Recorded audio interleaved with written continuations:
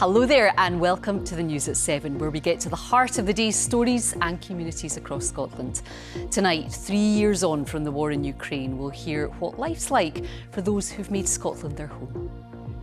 Events have been taking place across the country to mark the anniversary of Russia's invasion of Ukraine.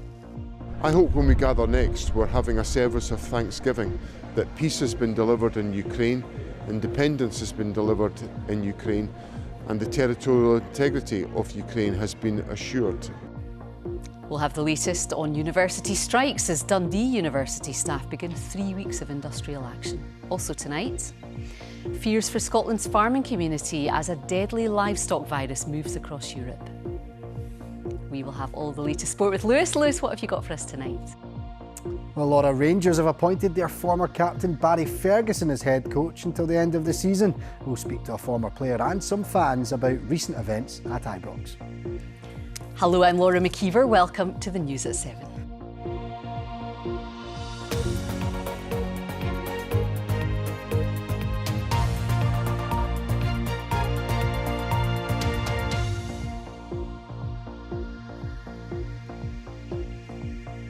We start tonight with the war in Ukraine. Scotland has become a second home to around 28,000 Ukrainians since Russia's full-scale invasion began 3 years ago.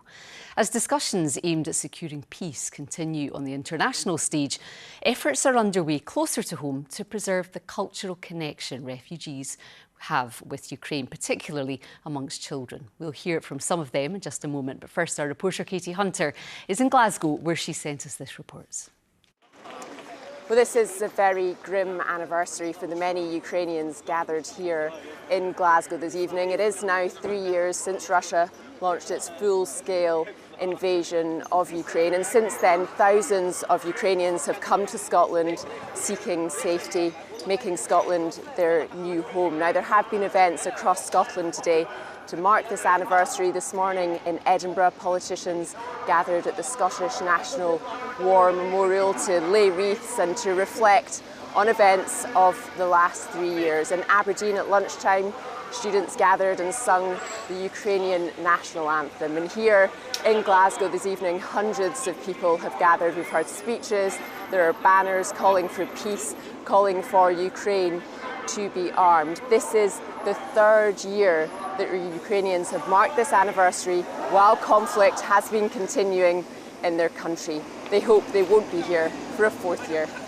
Katie Hunter, reporting Scotland, Glasgow. Well, amongst those attending a service at the War Memorial in Edinburgh this morning was the First Minister. John Swinney said he hoped a lasting peace could be secured sooner rather than later. This has been an incredibly moving moment at the Scottish National War Memorial, where we as a country have expressed our solidarity with the people of Ukraine on the third anniversary of the illegal invasion of Ukraine. It was a deeply poignant service, and the singing of the Ukrainian national anthem within our own war memorial was quite an overwhelming experience to witness. And I think it demonstrates, how we all feel that we want to see peace and security assured for Ukraine, and we do that by protecting the independence and the territorial integrity of Ukraine. There are also performances at Glasgow Cathedral, and one is from a children's choir from St Mary's Ukrainian School based in Glasgow. Our reporter Ellen Beaton visited the weekend school, which aims to preserve a connection with the culture and music of the country they had to flee. Привет! Привет! Привет! Давайте, ребята! What's your name? Veronica. Miss Veronica. And where are you from? Ukraine. Whereabouts in Ukraine? Odessa. How many languages do you speak now? Oh, I speak Ukraine, Russian and Scotland. Do you ever miss Ukraine? Sometimes. Because in Ukraine there's my granddad and grandma, and there's my dog there. What's your dog called? Gesha. What's your name? Robert. Robert. Okay, nice to meet you, Robert. Do you like these classes? What's your favourite thing about it?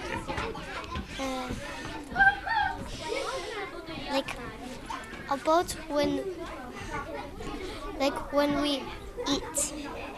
You like lunch? Yeah. Could Could you please tell me what your name is? Zvenka. What do you like about Scotland? I got a pet over here, one of the cats. She's a black cat, a big one with fluffy hair. I had her for 4 years now. What's her name? Oji. And do you miss Ukraine ever? I do a lot, but I can come back. Where's your dad just now? In the war, Yeah, is he a soldier? Could you tell me a little bit about what he's doing? he's basically fighting for the family. It's really sad and I really don't like it. So that's why I had to move here. And do you have any message for your dad if he sees this? I'll just talk in Ukrainian for a bit. Дякую, тато, ти був дуже добрий тато. Я тебе люблю. And what did you say to him? I love you, Dad. I love you, Dad, and I miss you very much. That's what I said. Ellen Beaton with that report. Thank you so much for joining us on tonight's News at 7. More to come in the programme, including fears for farmers as deadly diseases wipe out livestock. We'll hear from a family in Ayrshire.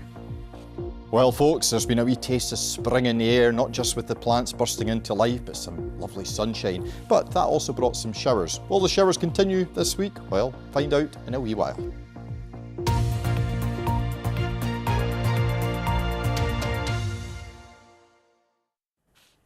Now, a Scottish businessman who disappeared in Kenya has been found dead. Campbell Scott from Fife was attending a conference in Nairobi. He was a senior director at the credit scoring firm FICO. His employer confirmed police have identified his body and say they're devastated by his death. Next tonight, staff at Dundee University have begun 3 weeks of strike action over plans to cut jobs due to a potential £30 million deficit. More than 450 members of the University and College Union, comprising academic and support staff, will strike each weekday for the next 3 weeks. It's expected lectures and classes will be cancelled as a result. Well, speaking from the picket line earlier, some employees said staff costs were not to blame for the university's issues. It's not the way to address the deficit, especially because we still don't know where this deficit has come from. But what is clear to us is that the deficit has not been caused by staff costs. So cutting staff in response to a deficit which it seems to be coming from financial mismanagement does not seem to be the right response. And the university said they were disappointed by the action. It's very disappointing. We think, first of all, it's premature because while we're aware we have significant financial problems to address, and we haven't hidden from the fact that inevitably, unfortunately, that will lead to some job losses. We've not shared the detail of the plan yet, so they aren't really quite sure what they're striking against. The issue for them is that we can't rule out compulsory redundancies, and we've acknowledged that. But I very much put it to them that it's really disappointing because it does seem premature, and also I'm not clear who's gaining anything from it. Well, of course, there are wider fears over funding for Scotland's university sector. And joining me now to talk a bit more about this is David Phillips, Associate Director at the Institute for Fiscal Studies, which is the UK's leading independent economics research institute. David, a very good evening to you. Just briefly explain what's going on at Dundee, and is it very similar to what's happening at other Scottish universities just now with funding? Well, yes, many universities at this point in time are facing a little bit of a perfect storm, really. Their costs are going up. That's partly because over the last few years there have been some wage increases, but also, of course, now coming in April is an increase in the employer's national insurance bill that is being faced right across the economy and across the public sector. But universities haven't been given additional money to help pay for that, so their costs are going up. And at the same time, actually, over the last few years, many became increasingly reliant on overseas students, international students. They pay higher fees. And with the UK government restricting visas now, that source of income is sort of not quite as generous as it once was. So with costs going up and some lucrative sources of income going down, that's posing problems not just for Dundee University, but universities across Scotland and indeed across the whole of the UK. So has that led to questions then about the funding model here in Scotland and whether it is time to look at that again? Well, I think you're right. There is a different funding model in Scotland. Obviously, in England and in Wales, students pay tuition fees, and the income that universities get is then linked to those tuition fees. In Scotland, it's quite different. If you stay in Scotland, you don't pay tuition fees. Instead, the Scottish Government pays universities for your tuition. Now, over the last 10 years, they've more or less sort of held that amount fixed. It's gone up a little bit, but not in line with inflation. So after accounting for inflation, the amount of money has gone down about 20% in real terms. So universities now get about £7,500 per student per year. In England and Wales, it's about £9,500 per student per year. So there is a difference there. And of course, with the Scottish Government's budget tight, it's quite tricky for it to find more money for universities. So I think we are approaching a point where they might need to consider, is this going to be a cutback to university provision, or do we need to look for new sources of funding, which might mean opening that question about some degree of graduate contribution? Yeah, that's the question people watching will be asking tonight, isn't it? It's just this idea that perhaps free higher education could be at risk. Well, I think the Scottish Government has said it's not considering it at risk. It says it's got a commitment to free higher education. I think many of the opposition parties in Scotland say that as well. But that is becoming a costlier commitment in the context of rising costs and, at least at the moment, less scope to raise money from international students. So I think all the parties, not just the SNP, but Labour, the Conservatives and so on, need to kind of work out what is their plan for the future of universities in Scotland. Is that a decline in funding, which actually might mean some people can't go to university, or is it actually looking for alternative sources of funding? I think what they can't do is bury their head in the sand. They need to ask difficult questions. Maybe the answer isn't tuition fees, but that is something that should be on the table if we want to continue to have people to have the opportunity to go to university and not find those places and those courses just not there for them. OK. David, thanks so much for joining us tonight. Right, let's get a roundup now of the stories making the BBC News app in Scotland. The deaths of Hungarian sisters Henrietta and Eliza Hootsie, who were found in an Aberdeen river, have been ruled as a drowning. Police are not treating their deaths as suspicious. Families in Clydebank say they faced a night of sheer terror when a van containing fireworks was deliberately set alight at 1 o'clock yesterday morning. And the American anti-abortion group 40 Days for Life have pledged not to break the laws around buffer zones. They say they'll stay outside the exclusion zone around the Queen Elizabeth University Hospital in Glasgow. And for more information on all of these stories, you can scan the QR code there for you in the screen now. It will take you to the BBC Scotland News app. There is much more there for you, including the unique three-sided 13th century castle that's about to undergo refurbishment. Now, Scotland's chief vet says it's inevitable that a deadly livestock virus moving across Europe will hit farms here. Blue tongue has already been found at hundreds of farms in England, and another virus, Schmallenberg, which causes serious deformities in newborn lambs, hit Scotland for the first time last month. Both are transmitted by midges and can have dreadful consequences. Oh, it can be horrible. For individual flocks, it can result in a large number of losses. But that's not the normal presentation. Mostly it'll only be a few lambs or calves within a herd or a flock. But for one or two, it can be really traumatic. Well, one of the first cases of Schmallenberg here last month caused one Ayrshire farming family to lose 2/3 of their lambs. They told us they were devastated by what's happened. Well, this one would have Schmallenberg, a slight dose of Schmallenberg, and its legs were all sort of weak and it was just not doing. And I think the mother wouldn't have as much milk as it should have had because of the Schmallenberg. And I just, every night and every morning, it gets a bottle of milk and it's keeping it, you know, it's beginning to thrive, so that's the main thing. But that's what we've had to contend with. You know, they haven't been hugely healthy. It's just, I would work hard on them all. That's why it was such a devastating time because this is what I do, and we're helpless because we can't do anything to help them, which is really, it's awful. I wouldn't wish this on my worst enemy, let's put it that way, because farmers want to do the best for their livestock, look after their livestock. I'd probably get a bit of PTSD from having dealt with what we've dealt with, but the simple man in me says, if a midge can give me Schmallenberg, a midge can give me blue tongue.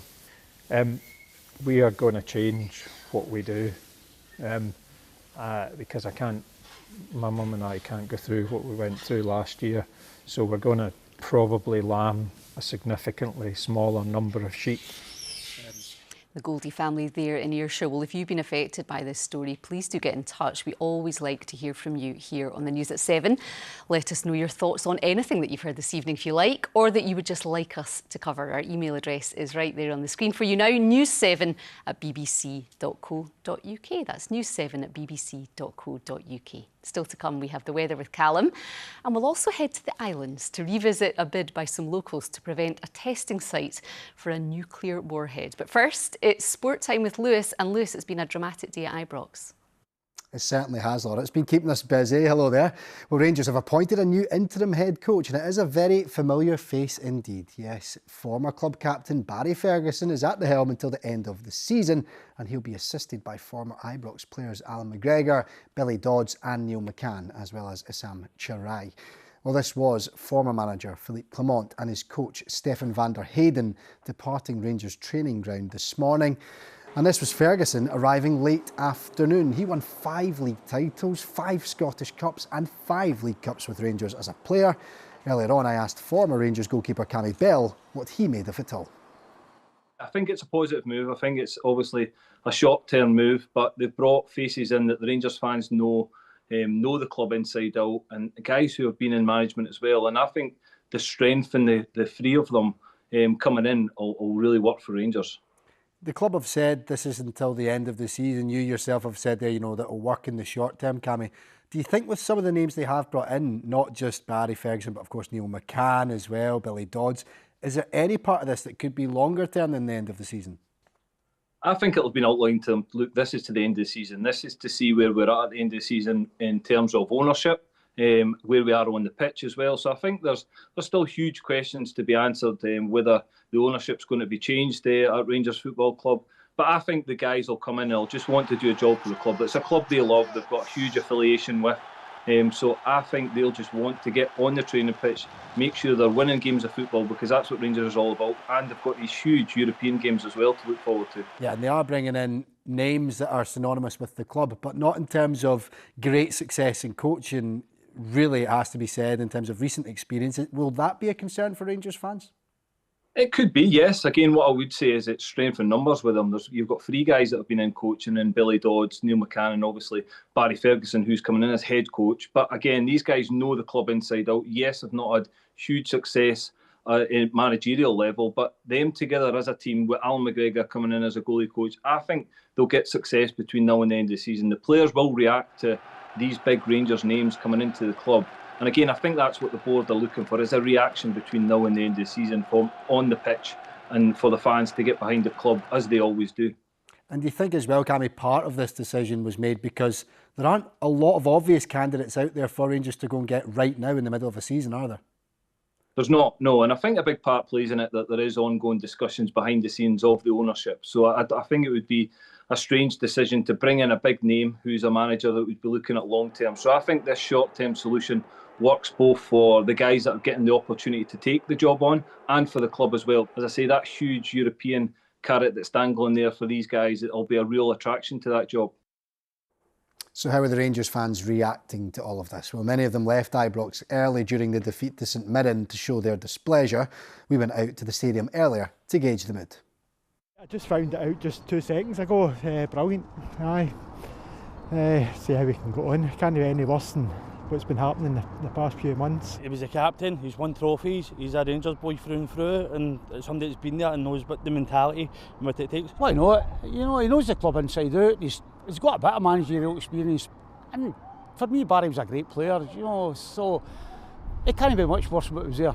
There's not been a Rangers man in the team, and that's what the team's missing. So hopefully he gets a bit of fight out of him, do you know what I mean? Because it's been shocking. He's a legend as a player, isn't he? I'm not one for kind of looking back away and looking back at ex-legends as players. And as manager, I don't think it really kind of works. But he knows the club, he knows what it means.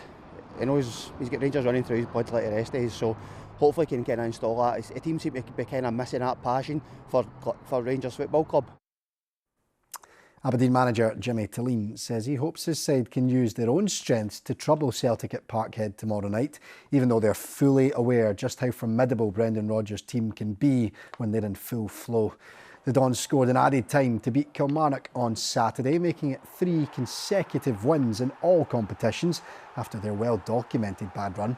Last time they visited Celtic Park, Aberdeen drew 2-2, so Talleen wants that kind of showing again. It's one isolated game, and we have our strengths also, and hopefully we can get that in a good timing tomorrow, and our players can keep building on what we have done the last games. It's going to be a different game. The other games have been more about maybe second balls and other situations inside the game. This is more going to be probably a more open game, a different kind of game, so that's also good for us to keep the tempo high and take the challenge tomorrow. And remember, there is lots more you can check out on the BBC Sports Scotland website, including build-up to the Scotland women's team's Nations League match at home to the Netherlands tomorrow night. So after that opening defeat, Laura, here's hoping the women's team can bounce back. Everything crossed. Lewis, thank you. Thank you. Cheers. Right, 70 years ago, in the early years of the Cold War, East and West were locked in a nuclear arms race. The UK government needed somewhere for testing its first rockets capable of carrying a nuclear warhead. It picked South Uist, but what the government didn't expect was resistance from the local community, led by a Catholic priest. Well, earlier I spoke to Neil Bruce, an independent researcher whose master's focused on the history of the Highlands and Islands, and I asked why Father John Morrison and others objected. I think, first of all, it was news to them. It was an announcement that was made in London, in Parliament, and that appears to be what was the first official word that something was going to happen on Uist. There was no discussion, it was a decision. So he initially responded positively. He thought there were some employment opportunities, but as the scale and the extent of the land that was required for the rocket range began to become known, he took a very different view. He decided that actually what he needed to do was to step forward, lead a campaign to try and protect the culture and the heritage of the community of which he was the parish minister in Ardkenneth. Now, it turned out that campaign, that resistance was futile in the end, and that the site did end up going ahead, albeit on a smaller scale. Just talk us through the process of what actually happened. The story changed a number of times. News did not wasn't shared very readily by government and official sources. So the position changed inevitably because of that. But the land had to be resumed. The state couldn't just appropriate it in the national interest. And there was a meeting of the Land Court in 1958. And at that point, overnight, there was an accommodation reached where the amount of land and the nature of the occupancy changed. And that gave enough comfort to a number of crofters who were going to be affected, and as a result of that, Father John decided that actually that was the good time to step away and let things happen. The problem from the government's point of view was they couldn't actually afford to build the range as they initially proposed. So they stepped back, and some of the decisions and some of the proposals that they had made in 1955, for example, that Uist was the only place that they could use, turned out not to be the case, and they reduced the number of rockets fired from Uist, and they also said that they would fire rockets testing in Anglesey and Aberporth in Wales.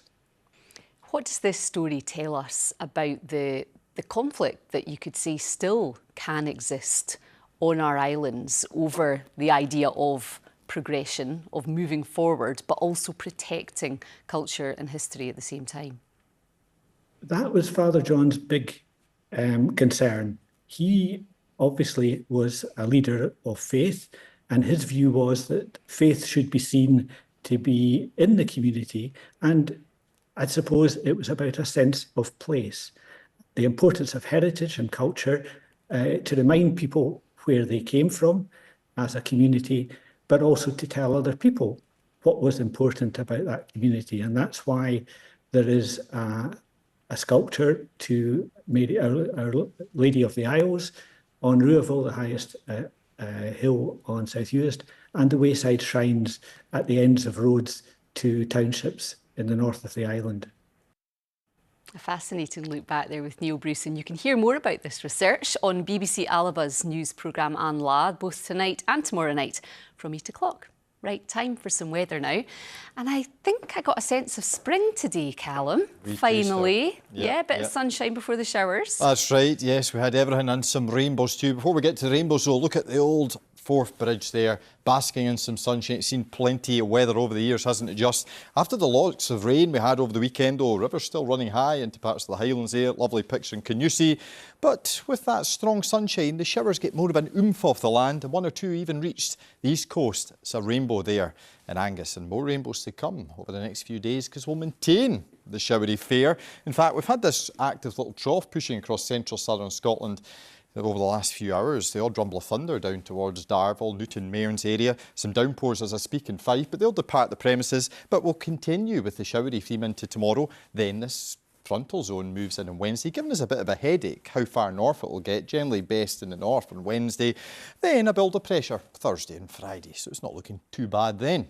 So tomorrow morning, if you're heading to work or heading to school, it's not too bad a start to the day. The numbers 4, 5, 6 degrees. A trough will be bringing fairly cloudy skies and some showers in from the west. Best of the early brightness in the east and northeast, where there will be a few chilly spots after a touch of frost into parts of the northeast. Heaviest showers though into the northwest and the Isles. Through the morning, that trough continues to push its way eastwards. Some showers on that. Behind it, the cloud will tend to overturn, so that allows some sunny spells to come through, but still a scattering of showers, maybe a wee bit hail in the mix with some of those, and fairly blustery as they push through. And temperature-wise, 7 to 9 degrees Celsius, maybe 10 into the northeast.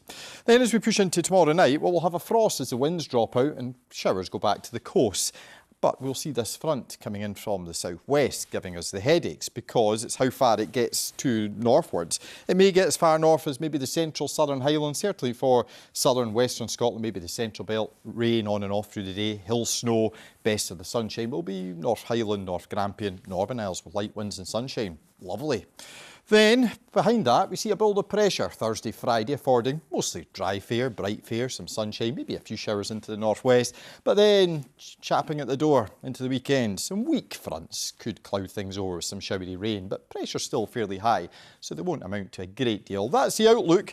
Yes, you can see Thursday, Friday, fairly nice on the weather front. Some sunshine, we like that. Maybe greying over into Saturday with a bit of drizzly rain. Nothing to write home about though, Laura. We like that indeed. When does official spring start, meteorologically? Meteorologically, next month, so it's just very soon. We hold on, Callum, thank you.